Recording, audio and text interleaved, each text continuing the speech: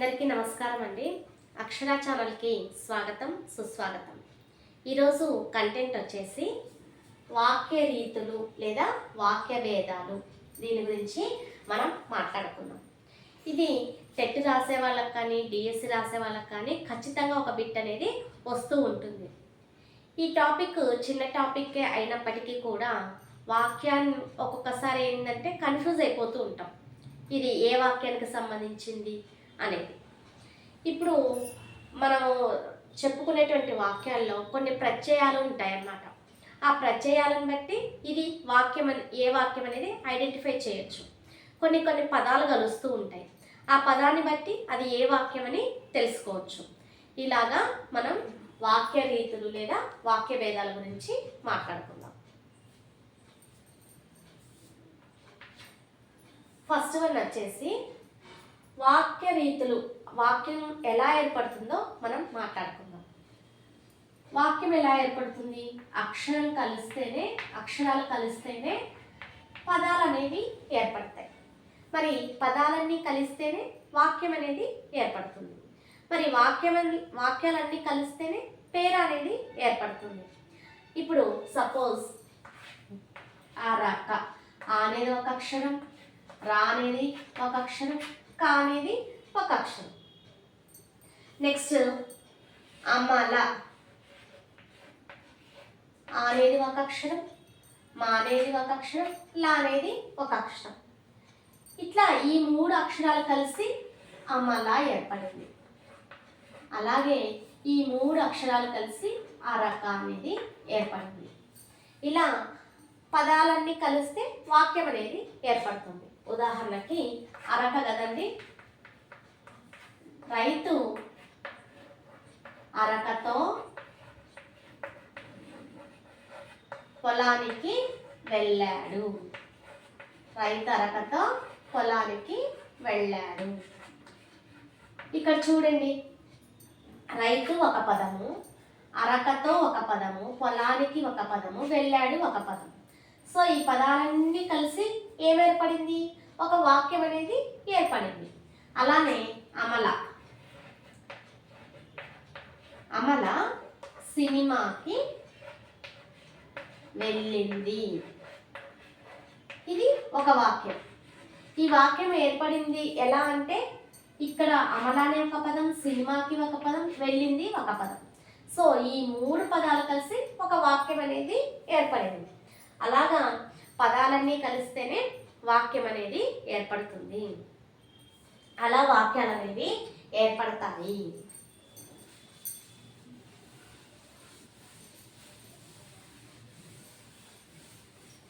ఇప్పుడు మనం చెప్పుకునేటువంటి మాటలన్నీ కూడా వాక్యాలే.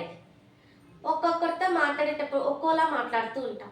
ఉదాహరణకి నాకు ఏదైనా సహాయం కావాలి, ఎదుటి వాళ్ళతో మాట్లాడాలి, నేను కొంచెం రిక్వెస్ట్గా మాట్లాడతాను. రిక్వెస్ట్గా మాట్లాడి వాళ్ళ సహాయం తీసుకుంటాను. అలాగే కొన్ని సందర్భాల్లో ఆర్డర్ వేసినట్టుగా మాట్లాడతాం. మరి కొన్ని సందర్భాల్లో సామాన్యంగా మామూలుగా మాట్లాడతాం కదా. అట్లా సందర్భాన్ని బట్టి మన మాట తీరు వేరుగా ఉంటుంది. అలా ఇక్కడ ఈ వాక్యాలు కూడా చాలా రకాలుగా ఉన్నాయి. ఈ వాక్యాల్లో కొన్ని వాక్యాలను ఈరోజు మీతో షేర్ చేసుకుంటున్నాను. ఫస్ట్ వన్ చూద్దాం. ఈ వాక్య రీతులకు సంబంధించి ఫస్ట్ వన్ విషయ నిశ్చయార్థక వాక్యం.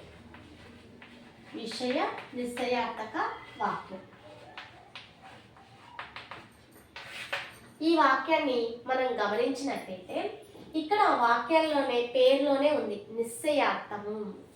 నిశ్చయార్థము అంటే ఇది ఖచ్చితంగా ఉంటుంది. అంటే ఆ వాక్యాల్లో ఖచ్చితత్వం అనేది తెలుపుతుంది. ఇది సరైనదే అనే నిర్ధారణకి మనం వస్తాం. అలాంటి వాక్యాలను నిశ్చయార్థక వాక్యాలని పిలుస్తాము. ఉదాహరణకు చూద్దాం. ఒకప్పుడు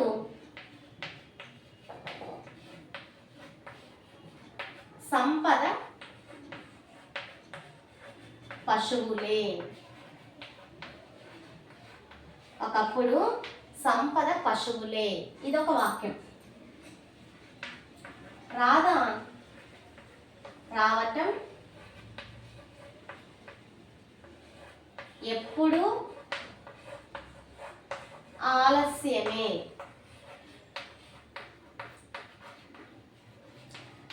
రావటం ఎప్పుడు ఆలస్యమే. ఇంకొక వాక్యం, నువ్వు చెప్పేది ఎప్పుడు నిజమే.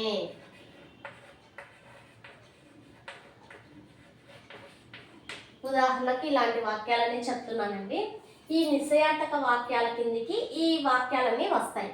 ఏంటి వాక్యాలు అని అంటే గమనించండి, ప్రతి వాక్యంలో చివర ఏ అనే సౌండ్ వస్తుంది. అంటే ఏ అనే ప్రత్యయము ఈ వాక్యాలలో ఉంటుంది. ఖచ్చితంగా ఏ అనే సౌండ్ వినిపించింది అని అంటే గుర్తుగా అది విషయ నిశ్చయార్థక వాక్యం కిందికి చెప్పొచ్చు. అంటే ఈ వాక్యాల ఖచ్చితంగా సత్యమే తెలుపుతూ ఉంటుంది. ఉదాహరణకు చూద్దాం. ఒకప్పుడు సంపద పశువులే. నిజమే కదండి. ఒకప్పుడు మనకంతా పశువులే సంపదగా ఉండేవి.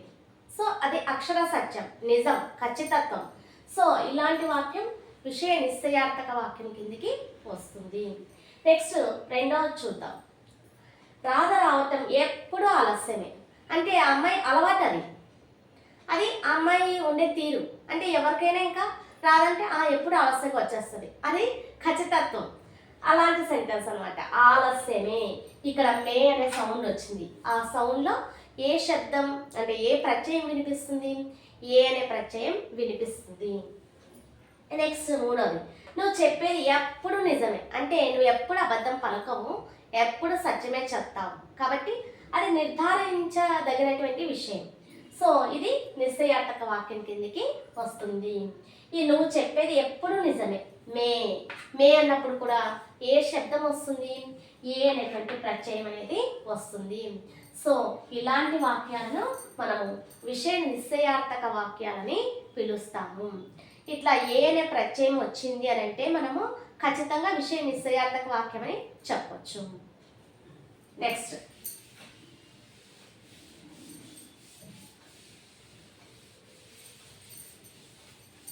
రెండవది చూద్దామండి.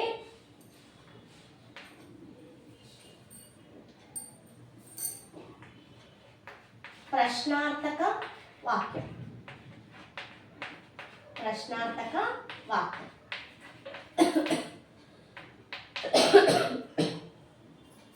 సారీ అండి, ప్రశ్నార్థక వాక్యం. ఈ వాక్యాల్లో పేరులోనే ఉంది ప్రశ్నార్థక. అంటే ప్రశ్నలు అనేవి ఉంటాయి, ప్రశ్నించే విధంగా ఉంటుందన్నమాట.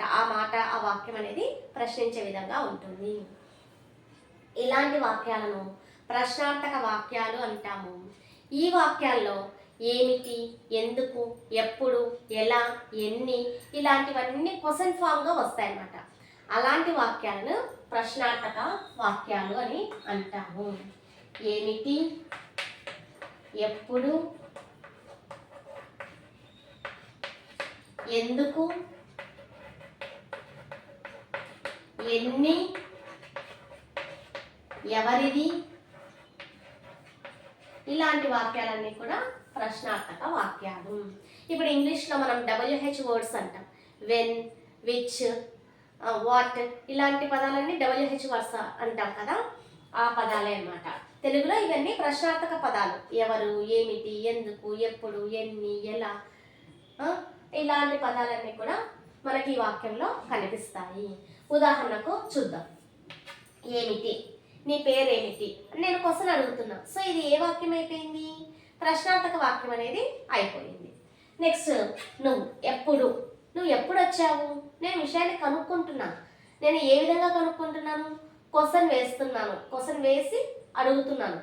సో ఈ వాక్యము ప్రశ్నార్థక వాక్యము. ఎందుకు అలా జరిగింది? సో ఇది ప్రశ్నార్థక వాక్యమే. ఎన్నిసార్లు జరిగింది, లేకపోతే ఎంత సమయం అయింది, ఇలాంటివన్నీ ఎన్ని అనేది ఈ ప్రశ్నార్థక వాక్యం కిందికి వచ్చింది. ఎవరిది, ఈ వస్తువు ఎవరిది అని అడుగుతున్నాను. సో ఇలాంటి వాక్యాలన్నీ కూడా ప్రశ్నార్థక వాక్యాల కిందికి వస్తాయి. నెక్స్ట్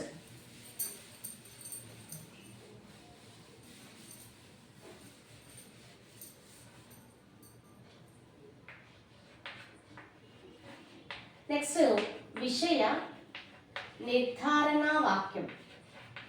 విషయ నిర్ధారణ వాక్యం. ఈ వాక్యంలో చూడండి, పేరులోనే ఉంది నిర్ధారణ. అంటే ఈ వాక్యంలో నిర్ధారణ జరిగిందా లేదా అని ఇట్లాంటి విషయాలన్నీ తెలుసుకుంటూ ఉంటాం. ఇలాంటి వాక్యాలను విషయ నిర్ధారణ వాక్యాలని పిలుస్తాము. ఉదాహరణకి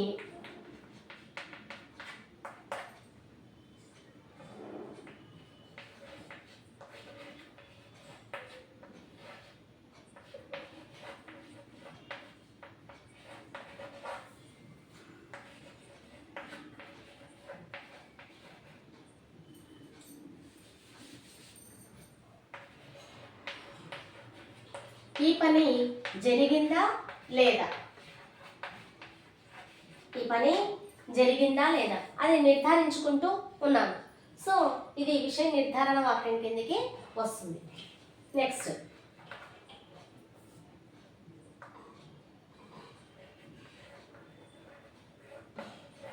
నువ్వు ఆ పని చేసావా లేదా. నేను నిర్ధారించుకుంటున్నా ఈ పని చేసావా లేదా అని అడుగుతున్నా. ఇలాంటి వాక్యాలు విషయ నిర్ధారణ వాక్యాల కిందికి వస్తాయి.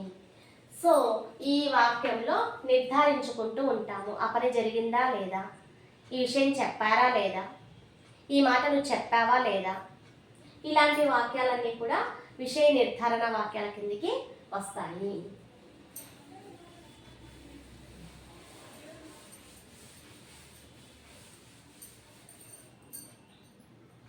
నెక్స్ట్ ఆశ్చర్యార్థక వాక్యాలు. ఆశ్చర్యార్థక వాక్యాలు.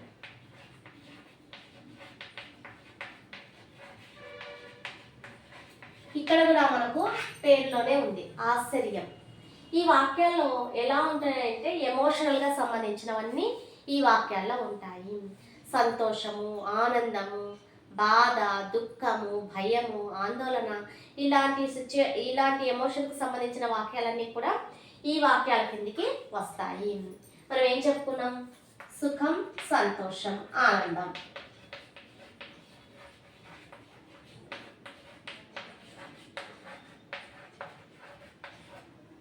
నెక్స్ట్ ఆశ్చర్యం. ఆశ్చర్యం కలిగించే వాక్యాలు ఆశ్చర్యార్థక వాక్యాలు. ఆశ్చర్యం కలిగించే వాక్యాలు. నెక్స్ట్ భయం, ఆందోళన. భయం, ఆందోళన.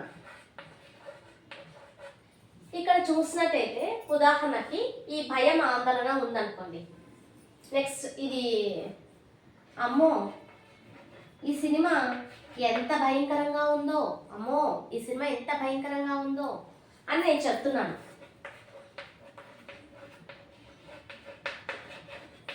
అంటే ఈ వాక్యంలో మనకి ఏం కనిపిస్తుంది? భయము, ఆందోళన కనిపిస్తుంది. సో ఇది ఏ వాక్యం కిందికి వేసుకోవచ్చు? ఆశ్చర్యార్థక వాక్యం కిందికి వేసుకోవచ్చు. నెక్స్ట్ ఆశ్చర్యం. జిరాఫీ మెడ ఎంత పొడవుగా ఉందో. జిరాఫీ మెడ ఎంత పొడవుగా ఉందో అంటే జిరాఫీని చూసాము, ఒక ఇంత ఆశ్చర్యానికి గురయ్యాము.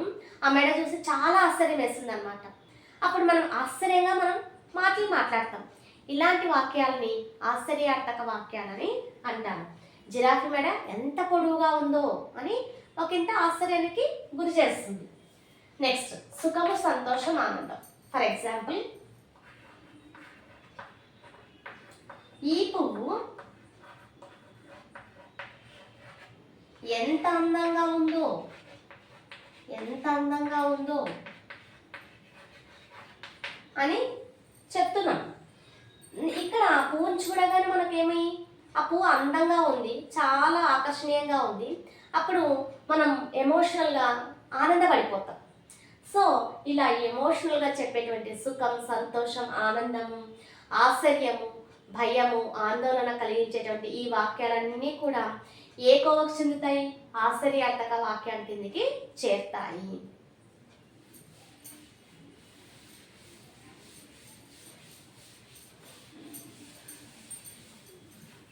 నెక్స్ట్ ప్రార్థనా వాక్యం.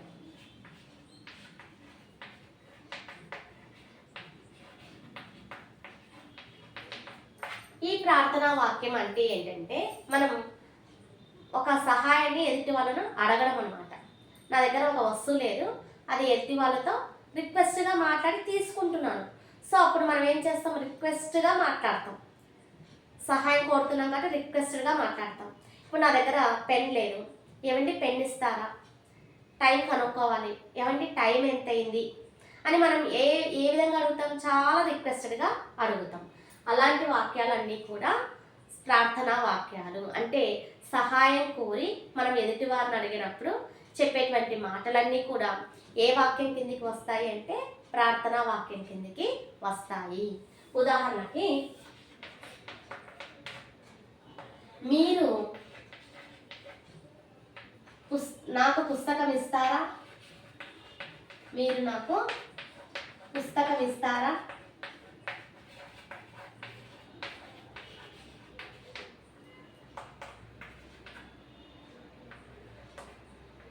టైం ఎంత అయిందని కనుక్కుంటున్నాను, సమయం ఎంత అయినది,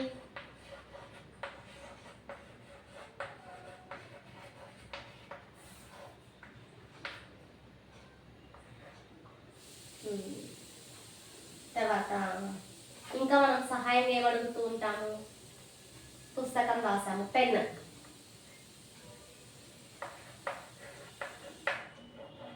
కొంచెం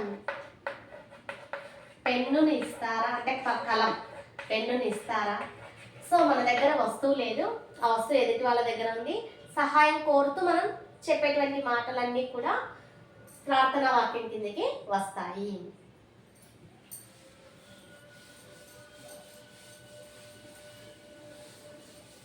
నెక్స్ట్ వచ్చేటప్పటికి విషయ ఆపేక్షక వాక్యం. విషయ ఆపేక్షక వాక్యం. ఈ వాక్యాల్లో మనం గమనించినట్టయితే ఆపేక్షక అంటే ఆత్రంగా, మనకు ఏదో తెలియాలి, అది నేను చాలా ఆత్రంగా అడుగుతున్నాను, ఆ విధంగా ఎలా జరిగింది అని ఆత్రంగా అడుగుతున్నాను. అలాంటి వాక్యాలన్నీ కూడా ఆపేక్షక వాక్యం కిందికి వస్తాయి. ఇంకా గుడ్డి గుర్తుగా చెప్పాలంటే ఈ వాక్యాలలో ఇది చాలా చాలా ఇంపార్టెంట్. ఈ వాక్యాలలో క్రియలకు ముందు ఎప్పుడు, ఏమిటి, ఎందుకు, ఎవరు ఇలాంటి ప్రశ్నార్థక పదాలు కూడా ముందు ఉంటాయి, క్రియకు ముందు ఉంటాయి. అలాంటి వాక్యాలను కూడా మనం ఈజీగా ఐడెంటిఫై చేయొచ్చు. ఇది ఏ వాక్యం కిందికి వస్తుంది అంటే విషయ ఆపేక్షక వాక్యం కిందికి వస్తాయి. ఇలాంటి వాక్యాలు విషయ ఆపేక్షక వాక్యాలు. ఉదాహరణకి చూద్దాం.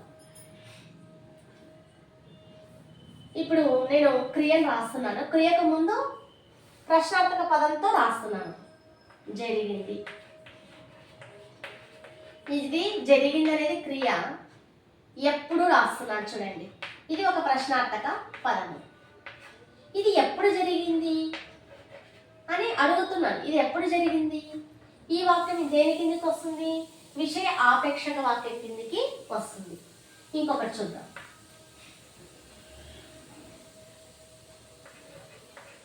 ఈ సంఘటన ఎలా జరిగింది, ఈ సంఘటన ఎలా జరిగింది నేను అడుగుతున్నా, విషయం తెలుసుకోవాలని నేను ఆత్రంగా అడుగుతున్నా, ఏం జరిగిందో ఏమో అని పక్క వాళ్ళని అడుగుతున్నా. అడిగేటప్పుడు ఇలాంటి వాక్యాలు జరిగింది క్రియాపదమైంది, ఆ క్రియాపదానికి ముందున్నది ప్రశ్నార్థక పదం ఉంది. సో ఇలాంటి వాక్యాలన్నీ కూడా విషయ ఆపేక్షక వాక్యాలని చెప్తారు.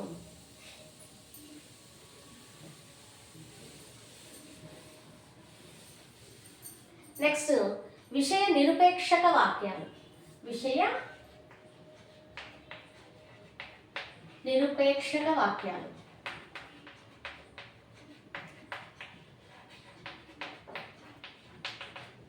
దానికి దీనికి డిఫరెన్స్ ఏంటంటే ఆపేక్షకత అంటే ఆత్రంగా అడగడం, ఆపేక్షక వాక్యం. నిరుపేక్షక వాక్యంలో ఎలా ఉంటుందంటే సమాధానం క్వశ్చన్ అడిగినప్పుడు జరిగిందైతే అవుననే సమాధానం వస్తుంది, జరగలేదంటే కాదనేటువంటి సమాధానం వస్తుంది. అలాంటి వాక్యాలను నిరుపేక్షక వాక్యాలని అంటారు. ఉదాహరణకు అవును లేదా కాదనేటువంటి సమాధానం రావాలి కదా. అలాంటి ఒక క్వశ్చన్ చూద్దాం. నేను చెప్పింది చేశారా అని అడుగుతున్నాను, ఎదుటి వారిని అడుగుతున్నాను. నేను చెప్పింది చేశారా?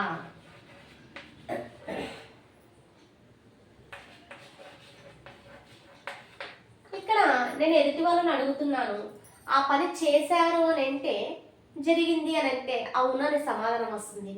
ఆ పని జరగలేదు అని అంటే కాదనేటువంటి సమాధానం వస్తుంది. క్వశ్చన్ నేను ఎలా అడిగాను? నేను చెప్పింది చేశారా అని అడిగాను అన్నమాట.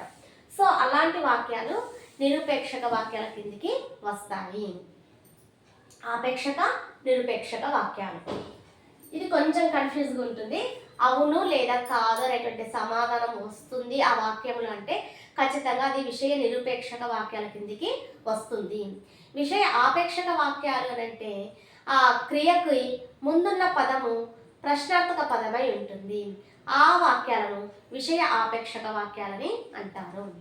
ఇది కొంచెం డిఫరెన్స్ చూసుకోవాలన్నమాట. నెక్స్ట్ అవాంతర వాక్యం. అవాంతరం అంటే అవాయిడ్ చేయడం. ఈ వాక్యాలు ఎలా ఉంటాయి అంటే సెంటెన్స్లో రెండు పనులు అనేవి ఉంటాయి. ఆ రెండు పనుల్లో ఒక పని జరిగింది అంటే ఆ పని వల్ల వేరొక పని నష్టపోవడం అన్నా జరుగుతుంది, లేదా ఒక పని జరుగుతుంది అని అంటే ఆ పని వల్ల లాభపడడం అన్నా జరుగుతుంది. ఈ విధంగా చెప్పేదానికంటే ఉదాహరణలు ఇస్తూ చెప్పామనుకోండి ఈజీగా క్లియర్గా అర్థమవుతుంది. సో అవాంతర వాక్యం. ఉదాహరణకి నేను ఒక ఎగ్జాంపుల్ చెప్తానండి. వర్షం ఎక్కువైతే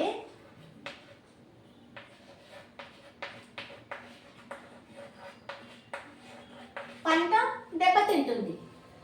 పంట దెబ్బతింటుంది.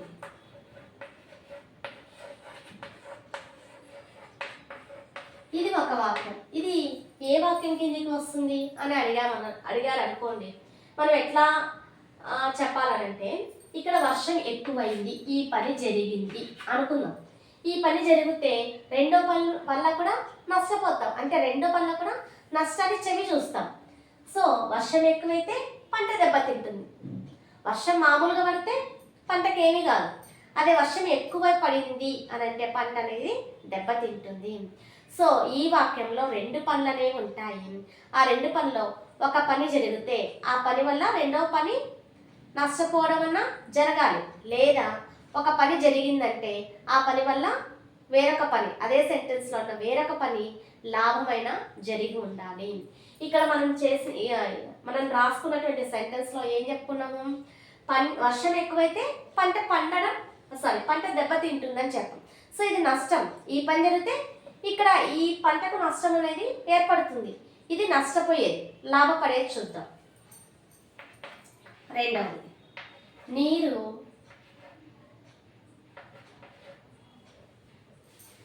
వద్దులేండి.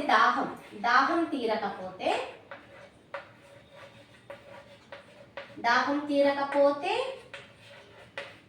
ప్రాణం పోతుంది. దాహం తీరకపోతే ప్రాణం పోతుంది. ఈ సెంటెన్స్ మనం గమనించినట్టయితే దాహం తీరకపోతే అంటే నీళ్లు తాగకపోతే ప్రాణం అనేది పోతుంది. అంటే మనం ఇది తాగామనుకోండి, అక్కడ జీవం మరణం లేకుండా అంటే ప్రాణం అనేది నిలుస్తుంది. సో అక్కడ లాభపడ్డం అన్నమాట. అలా చిన్న నిశితంగా ఉంటాయి. అది మనం కొంచెం గమనించాలి. ఇది ఏ వాక్యం కిందికి వస్తుంది, ఇది ఎలాంటి సెంటెన్సెస్ అని మనం గమనించుకోవాలి. ఇక్కడ లాభం, ఈ పని జరిగిందంటే దాహం తీరిందంటే ప్రాణం నిలుపుకుంటాం అని ఇక్కడ సెంటెన్స్ అన్నమాట. దాహం తీరకపోతే ప్రాణం పోతుంది. ఇది ఏ సెంటెన్స్ కిందికి వస్తుంది? అవాంతర వాక్యం కిందికి వస్తుంది. ఇక్కడ రెండు పనులు అనేవి ఉన్నాయి. ఒక పని జరిగిందంటే ఆ పని వల్ల ఇంకొక పని అనేది జరుగుతుంది, అది లాభం కావచ్చు. ఇంకొక వాక్యం పరంగా అయితే రెండు పనుల్లో ఒక వాక్యం జరిగిందంటే ఆ పని వల్ల ఇంకొక పని జరుగుతుంది, దానివల్ల నష్టపోతాం. సో అలా ఉంటాయి అన్నమాట. ఈ వాక్యాలన్నీ కూడా అలానే ఉంటాయి. ఇంకొక విషయం చెప్తానండి.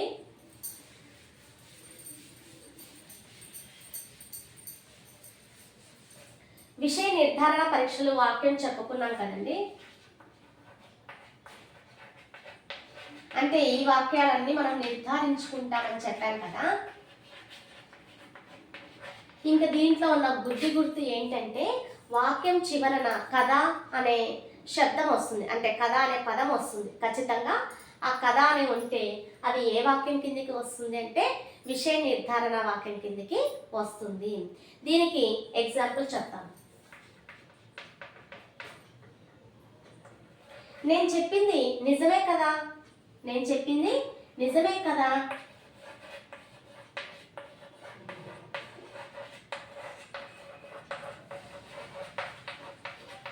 ఇక్కడ మనం సెంటెన్స్ గమనించినట్టయితే నిర్ధారించుకుంటున్నా, అది నిజమైంది కదా, నేను చెప్పింది నిజమే కదా అని చెప్తున్నా. సో అది నిర్ధారణ వాక్యము. వాక్యంలో కథ అనేటువంటి పదం అనేది వచ్చింది. అలానే నీకు ఉద్యోగం వచ్చింది కదా, నీకు ఉద్యోగం వచ్చింది కదా అని నేను ఎదుటి వాళ్ళని అడుగుతూ ఉన్నా. నేను నిర్ధారించుకుంటున్నా, ఎదుటి వాళ్ళని నీకు ఉద్యోగం వచ్చింది కదా అని అడుగుతున్నా. సో ఇది నిర్ధారణ వాక్యము. ఇంకా ఏమొస్తుంది, ఈ కథ అనే పదం ఉన్నందుకు ఇది విషయ నిర్ధారణ వాక్యం కిందకి చెప్పుకోవచ్చు. ఇంకొకటి, ఆమె డాక్టర్ అయింది కదా, ఇది కూడా నేను నిర్ధారించుకుంటున్నా లాస్ట్ వాక్యంలో ఏమొస్తుంది, కథ అనే పదం వస్తుంది. సో ఇది కూడా నిర్ధారణ వాక్యము. ఆమె డాక్టర్ అయింది కదా, ఇది కూడా ఒక గుడ్డి గుర్తండి. సో ఈ వాక్యాల్లో